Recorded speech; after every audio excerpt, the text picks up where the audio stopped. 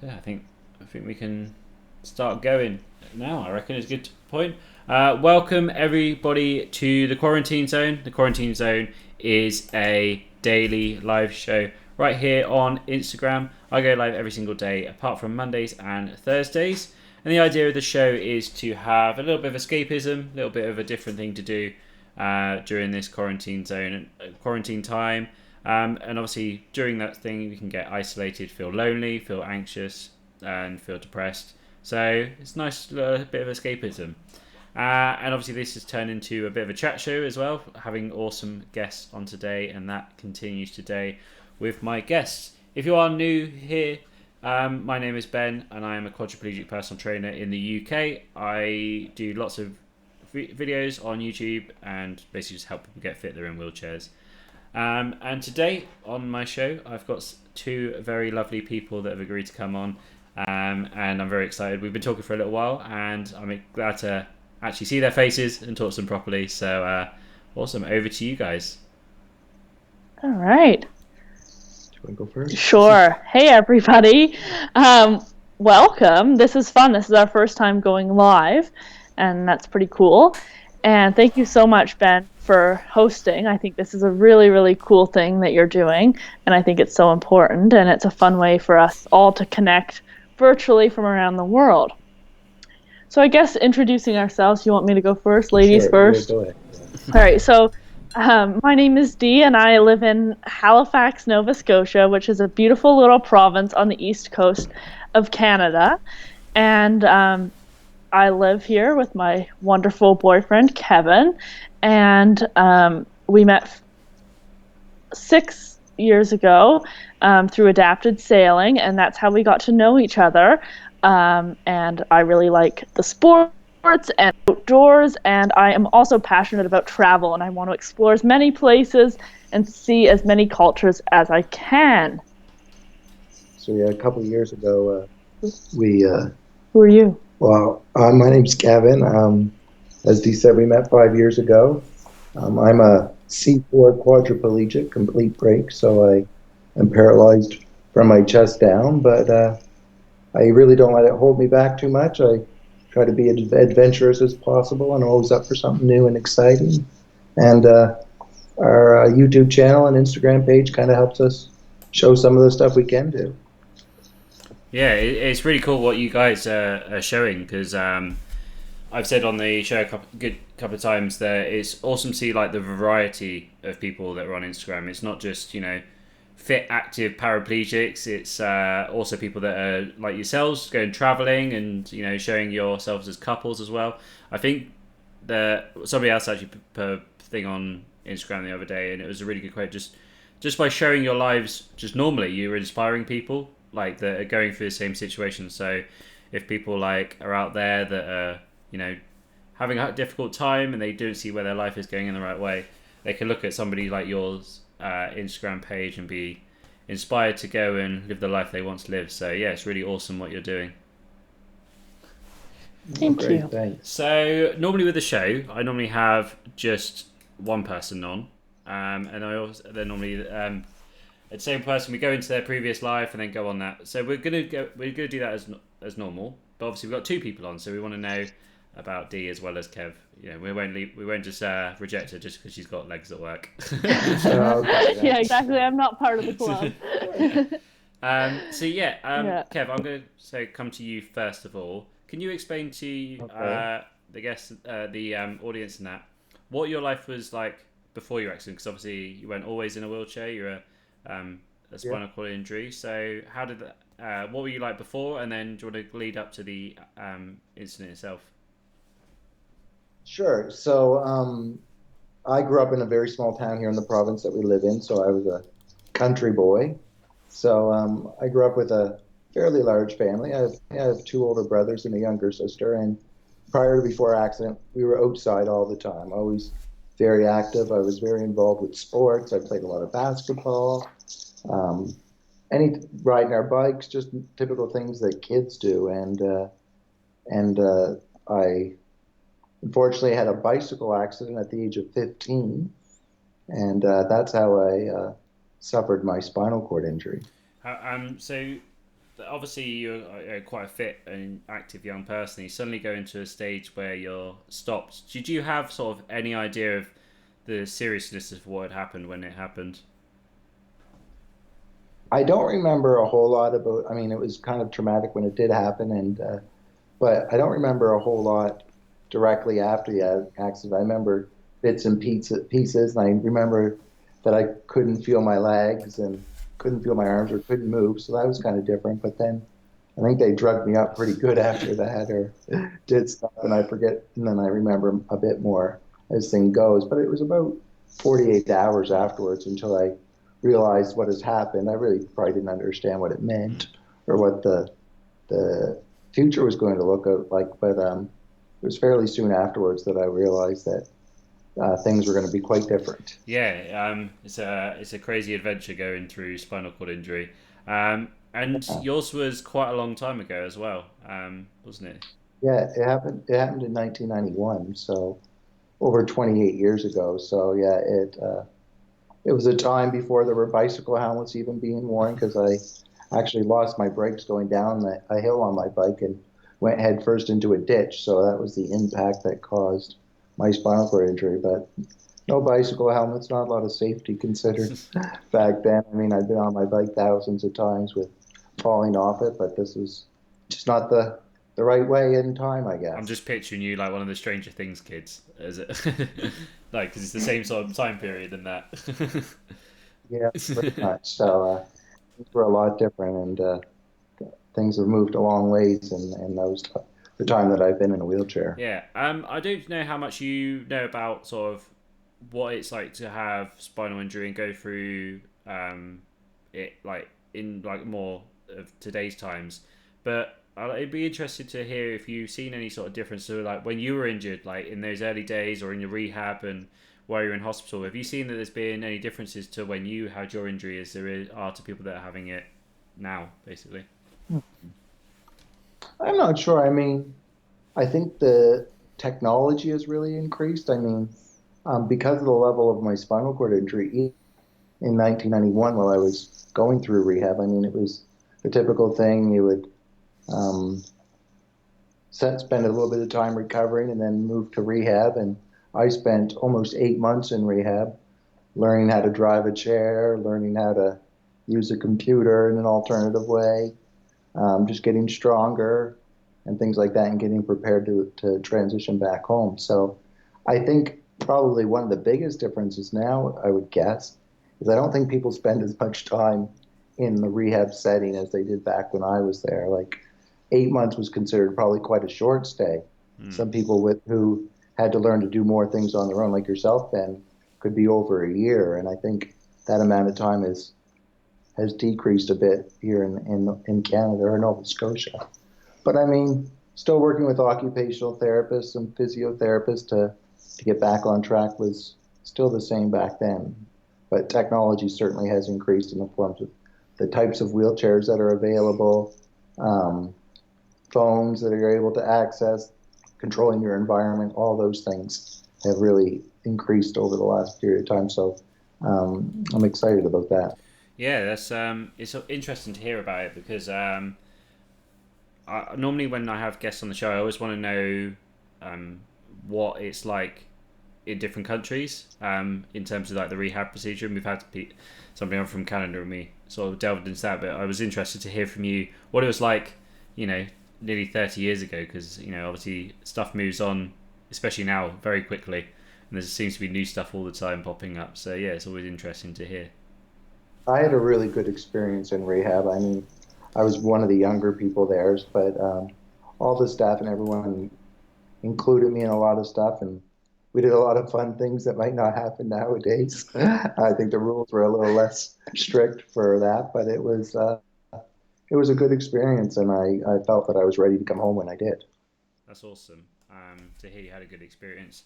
I was the same personally because I felt like it was so goal driven and orientated while I was there, and like you don't really have time to think about the negatives because you're too busy. Yeah, they do keep you pretty busy, doing as much as they can and keep you moving and positive. And that's so important, especially early on. Yeah, definitely. Yeah, those early days can be quite overwhelming for sure. Yeah, for sure. So again, I won't keep going on about how long ago it was. I'll make you feel like you're going to be an old man now.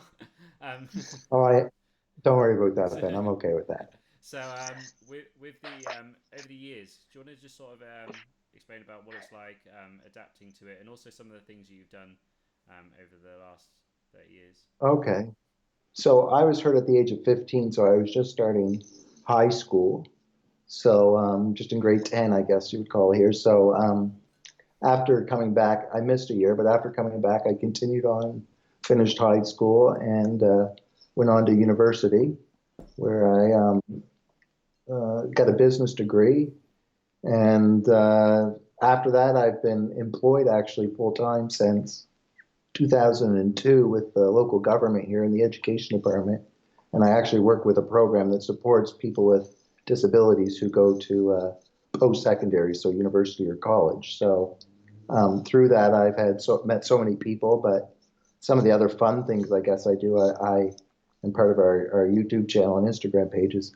I've been very lucky to travel very extensively to all over the world, which has been just unbelievable and challenging at times, but still got to experience so many things and meet so many people. So really enjoy that. I do adaptive sailing. Dee mentioned that in the beginning, or we met through adaptive sailing. So having to be able to sail a boat has been open to opportunities. I've met a lot of people doing that, and yeah, I have a pretty active life and try to live it to the fullest. Awesome. Dee helps a lot with that too. She can help facilitate that as well. That's great to hear. So I think we should bring back Dee into the conversation now. Oh, Dee, you're here? I didn't know you were here. Yeah, exactly. So, um, so I reckon, Dee, if you sort of explain a little bit about like what you were what you were doing sort of before you met Kevin, this situation, how it occurred, of how you met, and then we'll go further into that after that. Yeah. Yeah, absolutely. So, before Kevin and I met, I was in school, and I was a sailing coach. So I was working at several places, coaching sailing, and that was my plans for my summers, kind of off school. And I saw this. My friend sent me this job ad for adapted sailing, and I'd never really heard of it, or I didn't know anything about it. I never really had any friends with physical disabilities. I never worked with anybody with disabilities. And so I just thought, well, why not? I want a change. I want to try something new. So I applied for the job and I got it. And that was in 2013. And at that point, Kevin was heavily involved with the adapted sailing program here in Halifax. And so I started working with that program and I really, really, really enjoyed it. And I thought it was a really cool sport. And Kevin and I became great friends, and then we were friends for about a year and a half, and then we started dating. And I guess like adapted sailing kind of really shaped my life in a lot of ways. I wasn't really too sure what I wanted to do um, for a career or anything. I was taking a bachelor's of science in kinesiology, and I wasn't really sure that that's what I wanted or what I wanted to do with it. And by working in adapted sailing, I kind of discovered that I really wanted to work in with people with disabilities because I saw how much independence people could get from sailing. And so then I went and I switched and I started going to school to become an occupational therapy and physiotherapy assistant, which is what I do now. So that's kind of the short story about me in a nutshell.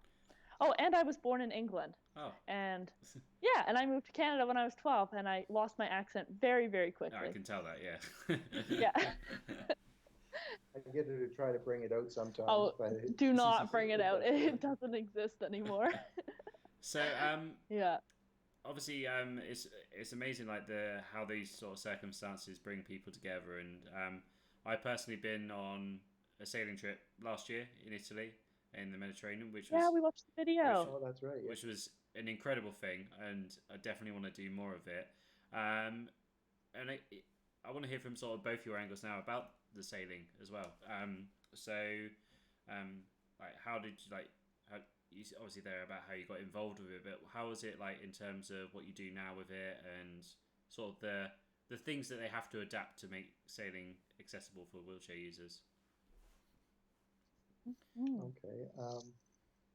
Well, I never sailed at all prior to my accident or several years. I didn't start sailing until 2006 because there was really no sailing program here that was accessible to me. And then I learned about this boat, this adapted sailboat that was built here in Canada called a Martin 16, and how it could be adapted for use for people with disabilities just in the design of it, but also special technology that could be used to allow individuals with various levels of physical disabilities to be able to sail it. So because I can't move my arms, I use technology that's hooked up to the boat where I can blow and suck on straws. So if I blow and suck on one straw, I can steer the boat. And if I blow and suck on a second straw, I can sheet the boat. So once I'm positioned in the boat and all set up, that I can sail the boat pretty much independently on my own. I always do have someone in the boat with me. It's a two-person boat, but it allows me to control the boat independently. So in the early years, Dee and I spent a lot of time. Often when I would go sailing, she would be there as my companion. And when you're out in the ocean or out in the boat, there's no distractions, so we got to know each other fairly quickly. And so sailing is actually quite an adaptive sport, wouldn't you say, Dee? Yeah, probably one of the most adaptive sports because you can adapt it in so many ways to work for almost anyone. Yeah, our boats can be adapted with a joystick. If someone doesn't have a lot of upper mobility, they can use a joystick to steer the boat like a wheelchair. You can sail the boat just traditionally the way it was designed to sail, but it really opened up a lot of hope for me because, as I said earlier, I was always a very athletic and in sports minded. So this allowed me to not only just sail, but I could start competing against other sailors with disabilities in racing. So for me, it really opened up a lot of opportunities. And to get involved and start a program here in Halifax was a really important thing. And we still have the program here today, and it's grown so much over the last 10, 15 years it's been in existence. Yeah, it's amazing to see like different sports being adapted in so many different ways because the only limitation is your imagination really with these things. Like you said, you're on a boat and you're literally using a straw to control it. Like if you told someone that when they first built a boat, like way back when, it's just like, nah, don't be silly. Yeah, and it's really neat, and like so many people with various levels of disabilities can compete on a level playing field just with a few adaptations. So it's actually a great paradox for life too, because if you can adapt things, then you can do a lot more than you probably thought you could do. When someone told me I could sail a boat by blowing and sucking into a straw, I thought they were bonkers. Like I didn't think it would be possible. And how could I get comfortable in a boat? How could I sit comfortably? But those are all things that were worked out and have a blast. That's amazing, yeah. And Dee's a good coach too. I wasn't much of a sailor before I met Dee. Good times and bad times in the boat, right? Yeah, that's for sure. I'm sure it's hard if you're used to sitting, doing the work and then you're sitting behind someone watching them and be aware of everything you're doing wrong. But we have a lot of fun. Yeah, it definitely looks like you guys have lots of fun on your journeys. And moving on to that as well, like you obviously talk a lot about your traveling and accessibility while you're traveling as well. So do you want to explain sort of like the idea behind your Instagram account, what you want to achieve with it, and talking about the traveling a bit as well? Do you want to start with that one, Dee? Yeah, sure. Because Dee was the one who started this, actually. I never really had much going on on Instagram, but I guess she kind of is more in that age group, I guess, and was more involved with that part of social media. So she really started our Instagram page first, right? Yeah, exactly. So I was thinking, like, I just thought that it was so cool that when I first met Kevin, that he had traveled to so many more places than I could have ever imagined traveling myself. And I just thought that that was something that it's important to share that these things can happen. And I think for a lot of people to conceptualize how we embark on an airplane and go and travel and adventure can be really hard. And I noticed a lot, like I noticed this more when we first started dating, but people's comments to me would often be like, "Oh, you're so nice for doing this for him," or whatever, when we were at the airport. And I was just kind of like, we're a team. He helps me, I help him. And just always the assumption that, I'm doing so much, or this is such a big deal to be traveling or exploring or trying something new, that I thought that it would be really cool if we could share some kind of positivity about travel and accessibility, and also to try and push places to see that, if you make something accessible, people will come as well. Yeah. For sure.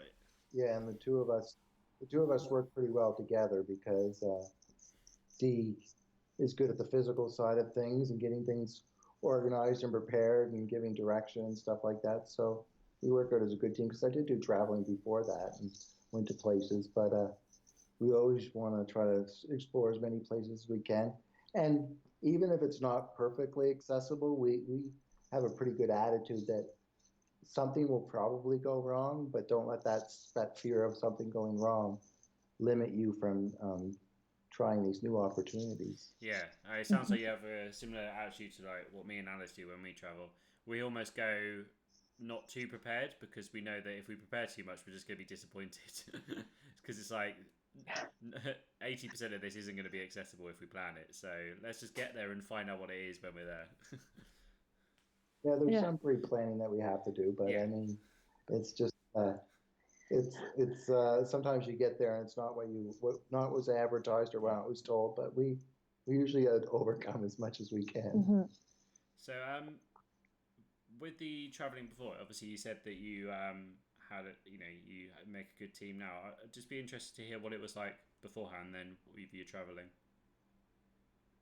For myself, Yeah. well, I always had to have someone with me, and I did typically use family members. My cousin and I traveled a lot because he was able to kind of do the physical aspect of things, and I don't travel lightly because I have to bring medical supplies and sometimes a hoist and a second manual wheelchair in case something happens to this chair. So it was always a challenge to fly. Um, the whole process is quite anxiety inducing, but I mean, uh, I think what has happened now with Dee is we've done it so much is that I don't have to worry about that stuff anymore. If I was going somewhere different, we've done it so many times. We have a system down. We have everything, and we get it done, and it just seems to work out. I don't know why, but it just seems to work out for when we travel. That most things go pretty well during that. So yeah, I mean, it's great now that when I travel with Dee, I mean, it's not just traveling with a friend. I mean, it's my girlfriend, and we get to experience that together. We don't have to. What's nice is we don't always have to bring somebody else along to help out if we go. Yeah. We can be pretty independent for periods of time on our own if the situation is right. So that's always nice. That makes it feel a lot better. Yeah, I found that when I was traveling before I met Alice, I was just going with my mum, and I didn't want to go with my mum traveling. So Now that gets old pretty yeah, quick. she gets old quick. Hi, Ben. With I want to hear from you guys. Sort of, you said there about some of the challenges of that. What some of the things that were challenges that aren't anymore, or some things that continue to be challenges when you travel? I have something off the top of my Yeah, head. go ahead. Think that one of the things that used to be a challenge, it still is a challenge, but I feel like we manage it much better now, is getting on and off airplanes. When we first started traveling together, we were trying to figure out how to best do things. And where Kevin, you were so used to traveling with different people, some people felt comfortable helping lift you, some people couldn't. And so we kind of figured out a system that works well for us. And that includes using a kind of a sling that straps around, and then people, including myself and one other person, can manually lift you on and off. There's this tiny little chair that's called an aisle chair that has to go down the aisle of the plane because your wheelchair can't fit down, for anyone who doesn't know these things. And Kevin is 6'6" and very, very lanky. and with floppy limbs that go in all directions. So that has the potential to go terribly wrong. And it has for us a few times. But the last couple years that we've traveled together, I feel like we really have a system of communication down. And I also feel like I've started playing the bad cop, and I'm like, Mhm. no, stop right now. Listen to what we have to say. We're not getting off this airplane until you listen, kind of thing. Yeah, because sometimes the communication doesn't always go through. People don't listen, or they're so strict on policies that some people are very strict on that and can't make little adaptations. So, yeah, D is the bad cop, but I'm okay with that. Yeah, yeah, you get the easy card. You just smile, and then I'm the I really find it sexy, dude. yeah. When the So you almost want it to go Okay. wrong, so the bad voice comes Yeah. out. I don't know, Kevin. No, like you said, we do have a system and come up with different devices and communicating and know what works. And I think if you're pretty clear up front of what we can do, it really helps the whole situation. And I think it's just like the other thing too is we try to share that stuff because we can only imagine how difficult it would be for someone who's traveling for the first time after a diagnosis or an injury or something like that. And you really have to know kind of what your rights are, we found, and what the options are. And even just something so simple as sometimes at airports, they'll ask you to check your wheelchair in when you check your baggage in. And if you can't, propel a manual wheelchair, or you can't sit safely in a manual wheelchair due to pressure sores or not having the adequate supports in it, that's something that you need to be able to know, that you can say that, no, I have the right to bring my wheelchair up to the gate.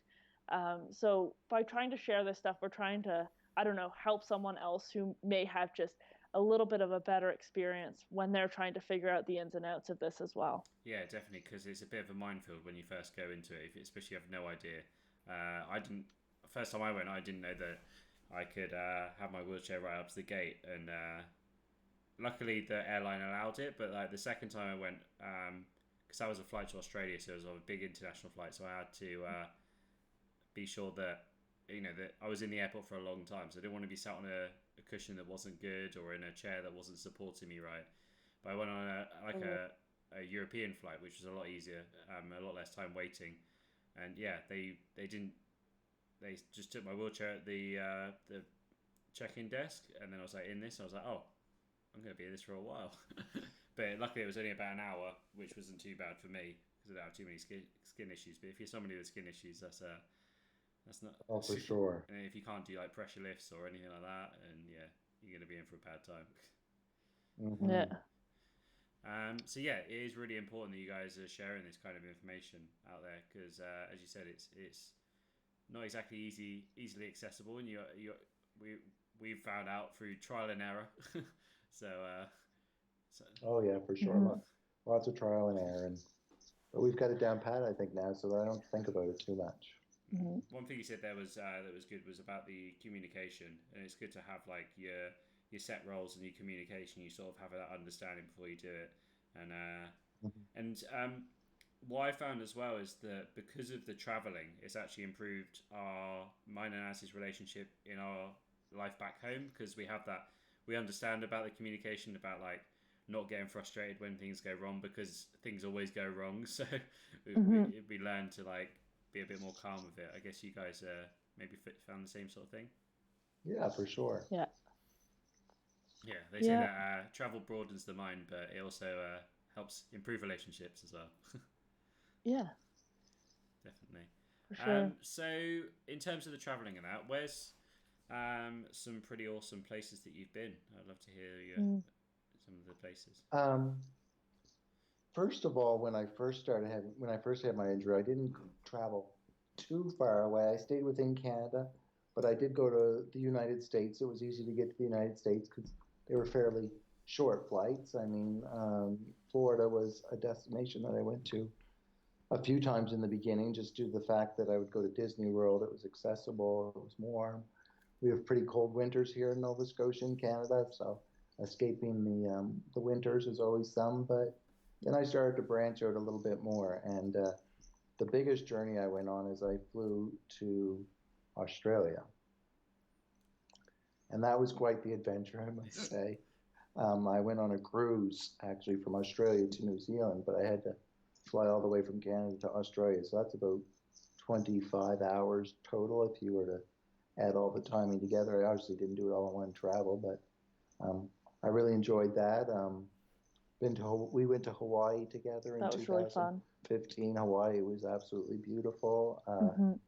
We went to England together here in the fall last year, and In Paris? Paris, yeah. And Those were fun. in some of my I've cruised a fair amount more. Me and Dee have done a few cruises together, but before that, I also did a cruise, a Scandinavian cruise. So I went to England and then went to Germany and Finland and Sweden and Russia. So those places, even though you're only there for a day or so, you can really see the difference. I've been to Costa Rica. I really enjoyed Costa Rica. Not the most accessible place, but it was nice to go there and see. But Yeah. within the U.S., we have a lot of success when it comes to accessibility.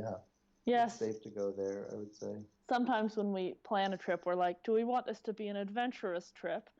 Or do we want this to be a relaxing trip? And that kind of dictates, do we go to the States or do we not go to the States? Because we found the Americans with Disability Act, I mean, we have issues with the States, as I'm sure many people do, but they do have amazing accessibility legislation that makes such a difference for us when we travel. And it allows us to do a lot together with minimal planning. Like 2 months ago, right before the coronavirus, literally right before things shut down, we were in Las Vegas. And that was a really fun trip because we just didn't have to plan anything. And we didn't have to like look up if a restaurant was accessible before we went or if an activity was accessible. It was just, we just went and, it was available to us. And that was kind of fun. It was a nice break. Yeah. Felt like a nice relaxing one. Yeah, that's good. Yeah. I'd be interested to hear, because you're saying about accessibility and stuff. So do you have an electric wheelchair in the home, and do you use that to travel as well? Yeah, I take my my motorized wheelchair with me wherever I go because it's a lot easier. It allows me to be more independent when I go, but I do take that same chair. I just have the one chair wherever I go, yeah. Yeah. And I have a manual chair that kind of is compact and can fold up, and I take that wherever I go for a trip, just because things can happen, as we know, with wheelchairs, especially motorized wheelchairs. They tend to get damaged sometimes during the transfer on the airplane, and so, yeah, I take the same guy with me. Yeah, I was just interested here because when we go away a lot, especially when we're in Bali, which is an amazing place, but we get to like a hotel that says it's step 3 and that, and then there's a step to get in, or there's several steps. But if it's just one step, or the steps are like big enough, we can sort of bump our way up. But I guess that's not really possible in a electric chair. No. So I'd be interested. Have you ever got somewhere that is meant to be accessible and then it's not? And then what's your sort of workaround for that? I mean, I think we've never been somewhere, I don't think, where there were literal steps. That's something that we're really scared of. Like, we've never gone to an all-inclusive. You've never gone to an all-inclusive because I worry that literally there would be steps. But I feel like more often, like, the problem is surrounding the bathroom. Like, they say that it's a barrier-free room, but the bathroom either, like, they say it has a roll-in shower and it has a tub, or it isn't actually a roll-in shower. There's a step to get into the shower, which is problematic, especially if it's not just like, 1 or 2 nights.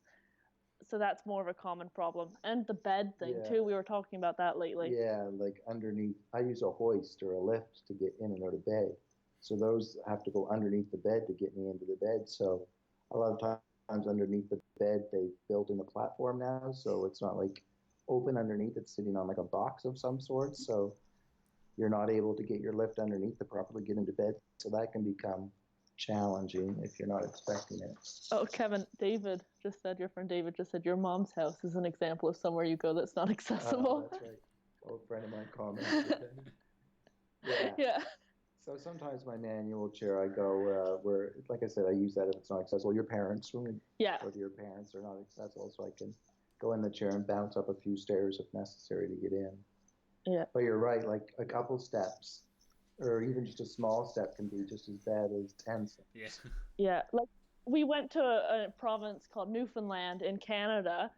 We went there for work, and our hotel was accessible. It was a nice new hotel, but we were trying to find food, and all of the restaurants had a step to get in, and it was terrible. And they would come out and they'd be like, "Oh, well, no, we've had people in wheelchairs. We just carry them up the step." Be like, "Well, I don't think that's going to work. This chair is 500 pounds." Um, so yeah, that was like those are kind of things too that it hasn't happened really much with accommodations, but sometimes trying to find somewhere to eat or things like that can be tricky For sure. with the silly one step. Because if there's like three steps, you're like, okay, you're really not accessible. But one step, it's like, oh, come on, you're so close. And we've gone on. One thing about cruising, especially to the Caribbean, I mean, the cruise ship itself is so accessible once you're on the ship, but some of the ports of call aren't the best, and we kind of know that, and we have to adapt, and we're not expecting some of these Caribbean countries to have the level of accessibility that we're accustomed to in the United States or here in Canada or in Europe, even where some of the major places they're a little bit behind. Oftentimes, if there is a sidewalk, there's no curb cut at the end of the sidewalk, so the sidewalk would just end, and then there's 12-inch drop Yeah. or a foot drop, and it's hard to deal with that sometimes. But we manage. Yeah. It was funny what you said about the bathroom. One of the hotels we went to in Bali, it had an accessible room and a non-accessible room, and it was recommended by a quadriplegic to be in the accessible room. But we went there, and the accessible room had a bath with handles to get in, and the non-accessible one had a wet room. Oh, I was like, the wet room's more handy than the bath, and they're like, oh, totally. but their understanding was that you'd want to lie down because you can't use your legs. I was like, Oh, I love that thinking, but you Yeah. got it the wrong way around. yeah, no, we've seen many different types of what people classify as accessible. Some really good jobs, and we try to show that too. When we see something really positive, we showcase that as well to show because other people might wonder what's going on. So it's not all about the negatives. We try to showcase the positives as well where we go. Do you guys have any sort of good resources that you use when you travel? Like, is there any type of like agency you use, or is there a website you go on to have a look at stuff, or is there anything out there that you would recommend? Um, I not particularly. We more recently than not, we've started staying at Hilton properties when we can because we've just found that their accessibility is really, really good. And we found that when they actually say they have a roll-in shower, they actually really mean it, and it's usually very well done. And they specify on their website you can book an accessible room based on if you want a tub, if you want a roll-in shower, and kind of having that peace of mind is good. So we often do that. But other than that, I would say we just Google stuff. Like I'll just like type in. I'm usually the trip researcher, and I just type in like the destination followed by like wheelchair or wheelchair accessible. And sometimes on TripAdvisor, people will write comments, and if you type in wheelchair, it will tag the comments, and you can see people talk about activities they did. And then I just try and write down some ideas. And then there's also some really great bloggers that post, like there's Curb Free with Corey Lee, and there's Sylvia Longmire. She does some great stuff about accessible travel and cruising, and I do look on their sites as well. But we only booked with a travel agent once for kind of a complicated flight booking, but we've never actually used a travel agent for any of our trips. We typically, with our experience that we have, we do it on our own, and we make sure to ask lots of questions. Often the biggest barrier when we get somewhere is transportation. That would be our Totally. biggest one, trying to get around once you're into a city, whether or not you rent a vehicle or whatnot. But I mean, we do a lot of planning when it comes to the accessibility side of things.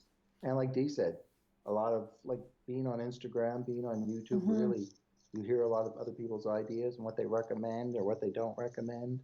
And it's great to have those resources. Yeah, definitely. Yeah, totally.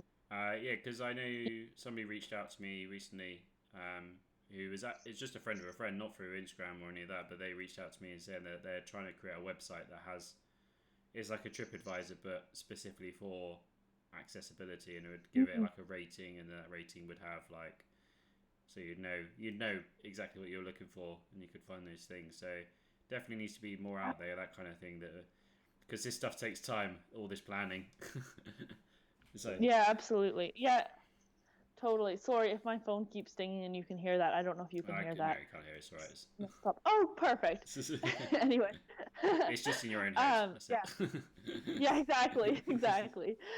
Yeah, no, I think that would be really, really cool.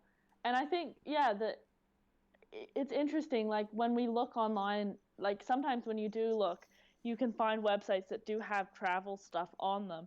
But oftentimes it's like specific, like accessible resorts or accessible hotels, which I think is important. But I think sometimes that can also be a barrier to travel too, because those places can be really expensive and someone may not need all of the things there. Like they may have a hospital bed and a lift and a shower chair and all those things already there, which is great. But I think that there's not really a list of places that are mainstream that have the accessibility that people might need. So I think that's a really great idea.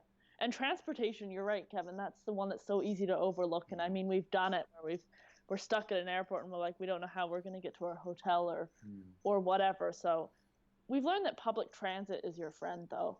Like, it can be extremely reliable, and we love taking public transit in the most obscure places. Yeah. It's like a weird thing that we enjoy, but like we were in San Juan, Puerto Rico, Oh, that's right. and we had a day before our cruise left, and we were just gonna hang out we got an airport hotel, and we were just gonna hang out, and we were out sunbathing, and we saw that there was this bus go past, and then I went to ask inside in the airport, and they're like, yeah, this bus comes every half hour, it goes downtown. And so we went out and we waited for the bus, and it cost like 50 cents to ride this bus. And it was accessible. It had like the tie downs and everything. It was perfect. And we got to see all the neighborhoods in San Juan, and we went downtown and got to meet all the locals and chat. It was a really good time. So we find that stuff can be fun too. Like even just something as boring as taking a bus can be a real adventure if you want it to be. Yeah, definitely. We had some hairy situations in Italy when we first arrived. We were told, "Oh, just hop on the train, and then you'll get to where you need to be." And we were like, "Okay, we go to the train station. Well, okay, how do we get to the train station for a start?" Yeah. And it's just like, "Where is it? Oh, there's a bus over there." Okay, we go on the bus, got to the train station. This isn't the right train station. You have to go on another bus to get to that train station. Got there, and they were like, "Okay, I need to get on the train." In the UK, pretty much nearly every train station, there's just a ramp there and an attendant. You just go say, I need to get on. They go, okay, and they pull it out. Or there's somebody on the train that gets a ramp off the train for you. There's no ramp and there's no step because, the steps, it's like those old style trains where it's like 3 steps to get in, the steep ones. And we're like, okay, what do I do now? And they're like, oh, you needed to book accessibility 24 hours in advance if you wanted someone to help you. That's how it works here. I'm like, nobody told me this. Like, this was the sailing trip. It's funny. We found the same. Sorry, carry on. Yeah, we found the same thing, Ben. Because when we came to England last fall, we had great good experience in London.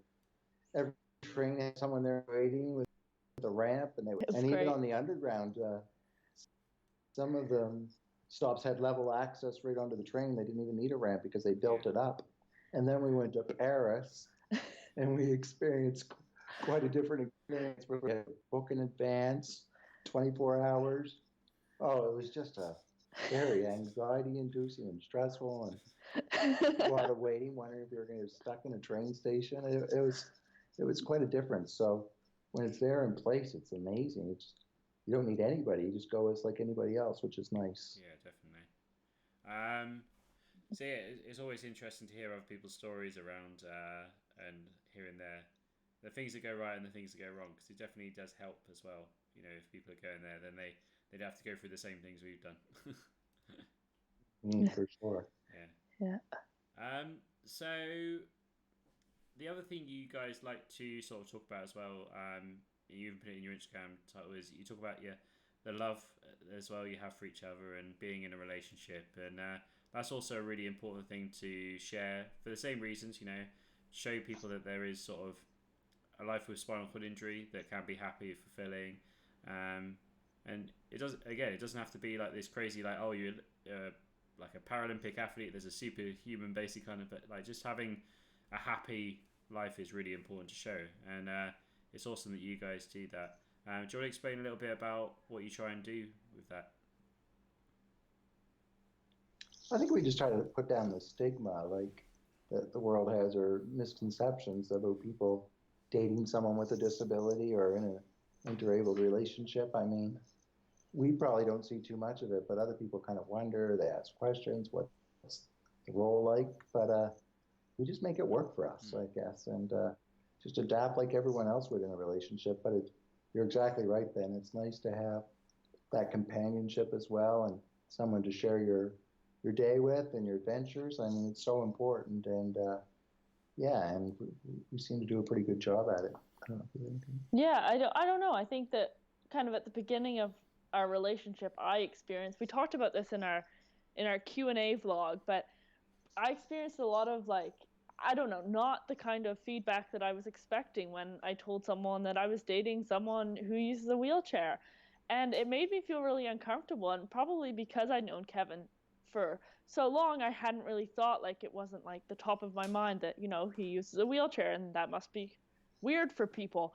But some of the questions, like the intimate details of our life and just some really ignorant questions and comments about our relationship and how, difficult and how, like, just the most interesting things that people just didn't know, and just could project negatively towards me. And I really feel like for the first kind of year or two of us being together, I let those things affect me, and I spent way too much time thinking about them or letting them, affect me.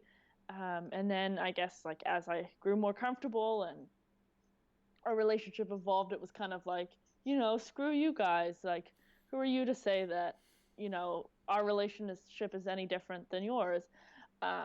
And that was kind of the idea behind, I think, putting that also into our social media stuff as well, because I think that if that can help someone else, be educated and informed and maybe, not stare or make that comment the next time, and instead, hold that back and maybe just say something that they would say to anyone else, any other couple that they see.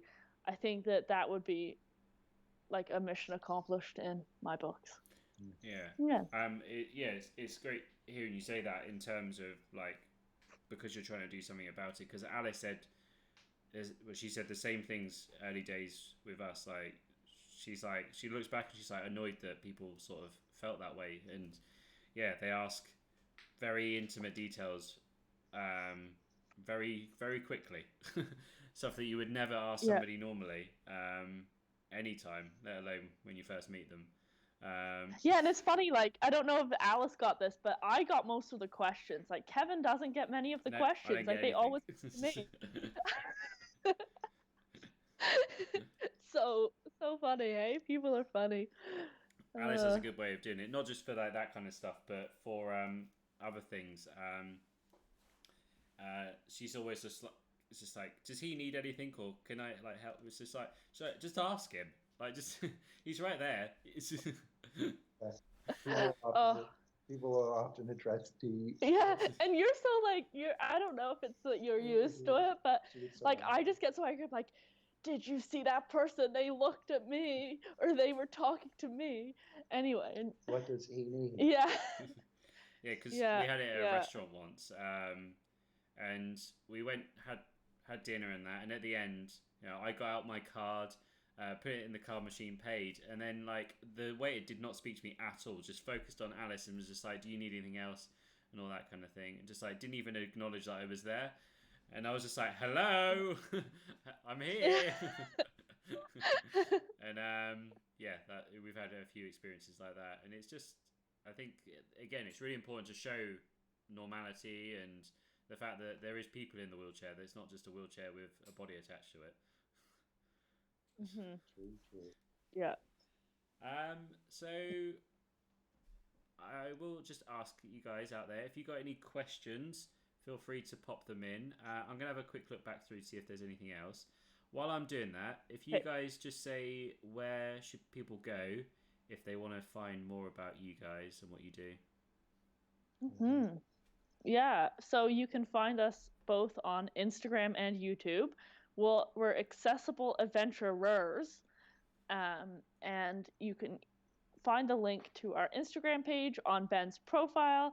You'll see there's a picture of us, and we really appreciate it if you'd come and pop by and say hi. We love meeting people from all over, and then on our Instagram page as well, you can find the link to our YouTube channel, and we try to post a video once or twice a week about all different kind of topics. The one that we're kind of do a mixture of vlogs and also like kind of Q&A type things or storytelling.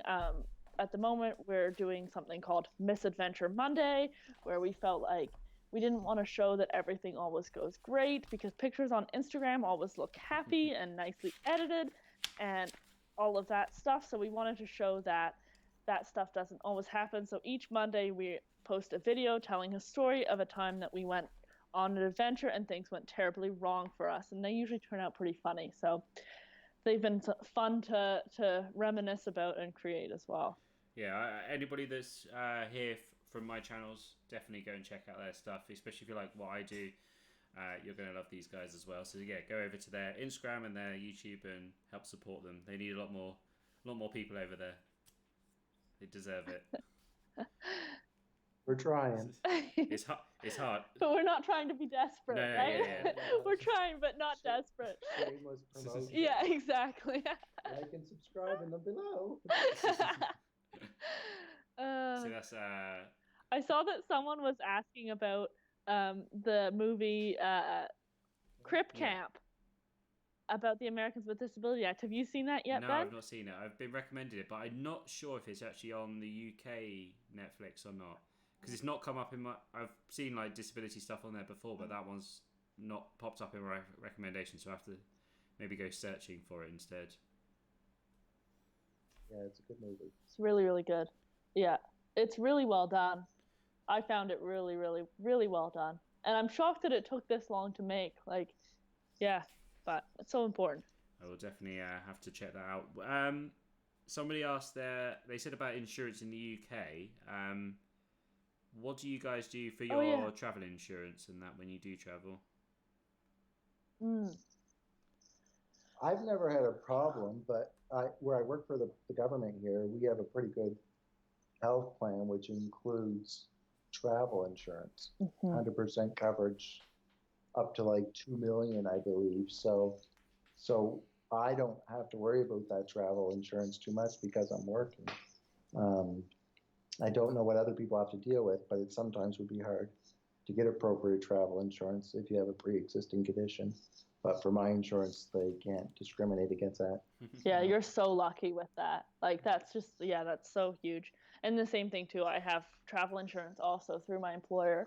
We had to use your travel insurance once together. I'm sure this will be in a vlog at some point, but you guys get a sneak peek. We were on a cruise and you got quite unwell and had to visit the cruise ship's little hospital on board, which was actually very impressive.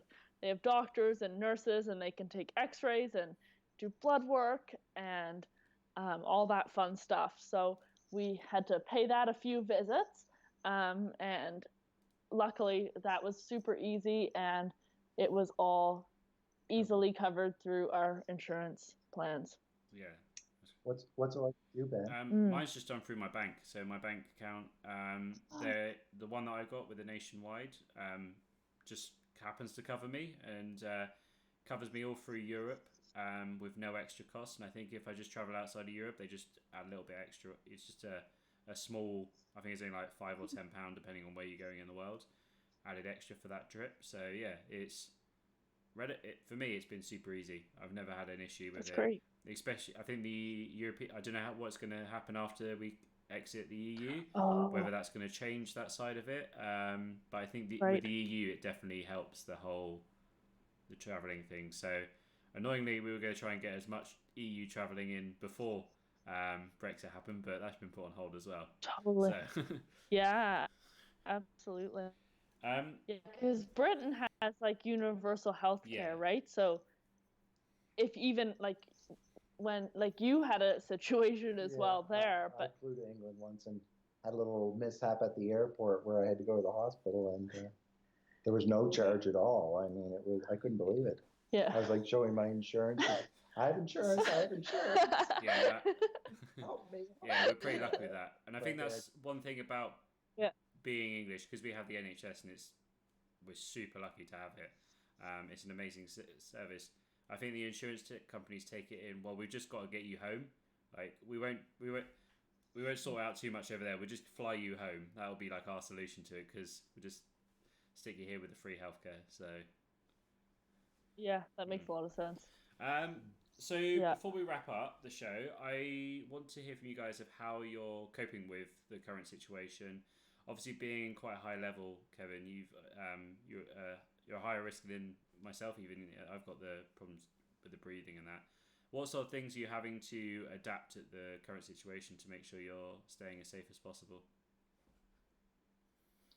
I think just being careful. Obviously, restrictions are still pretty tight in our province, but I mean, I've been staying home a lot. I work from home now, so that's nice. I don't have to go into the office. We can do our work from home, which is working out well. But just when care staff come in, I have to make sure that they do all the appropriate things, hand washing. I often will get them to wear a mask now and these times, but try to just stay as careful as I can so it doesn't happen. Because you're right, if I do catch the COVID-19, it could go really bad very quickly. So trying to do my best, but coping okay. I mean, it's going to be, now that the weather's starting to get a bit nicer, it's a little more challenging, because you do want to go outside and do some of the normal things here, and not being able to do that like everybody else. It's challenging. But what about you, Dee? Yeah, I don't know. I think like for me, I've had like a lot of guilt around like what if I bring coronavirus into our home? I work in the hospital, so I've obviously, have to be very careful. And I obviously have to go and do the groceries and the essential runs and all those types of things. So I'm just kind of a bit paranoid. Like, I don't want to be responsible for this, but that's my own problem. But I think too, like as we've got adjusted to it, we're both kind of settling into the groove of this new normal a bit. And we've been trying to stay busy, which I think we've been doing, kind of with things around the house that we normally put off. So overall, I think we've been coping quite well together. But I mean, we definitely have our days where it's easier than others. And we've been connecting with people through Zoom. We've met with a couple of our followers who we follow. We've had little Zoom chats with them. So kind of doing alternative ways to stay connected is important and keep spirits up. Yeah, it's also it's amazing how different you can like take the situation. You can either let it affect you, or you can make the most of it. It sounds like you guys are making the best of a tricky situation. Yeah, that's all we can do. Awesome. Well, I think that's a good place to end the show. Thank you so much for joining me today, guys. It's been really great to get to know you. And definitely we have to do. Well, seeing as we all like traveling so much, I'm sure we'll be in one country together at some point, and we'll have to do some more stuff together. So that'd be great. That'd be awesome. Yeah. Thanks so much for having us, Ben. Absolute this was pleasure. Great. You guys were so awesome on. So yeah, huge thank you to you. And thank you to everybody in the chat for your questions and all the people that stuck around to watch it. I'm here every single day apart from Monday and Thursday to do the chat. And then 1 hour previous to this, I go live every single day for Wheelchair Fitness for 20 minutes-ish. So yeah, come join in for that. But yeah, that's it for today, guys. Again, thank you so much for joining in. Go check out their Instagram, their YouTube, and if you're there from their stuff, come over to mine as well. And we're spread the love. Absolutely. All right. Okay. Cheers, guys. Thanks. Bye. Take care. Bye.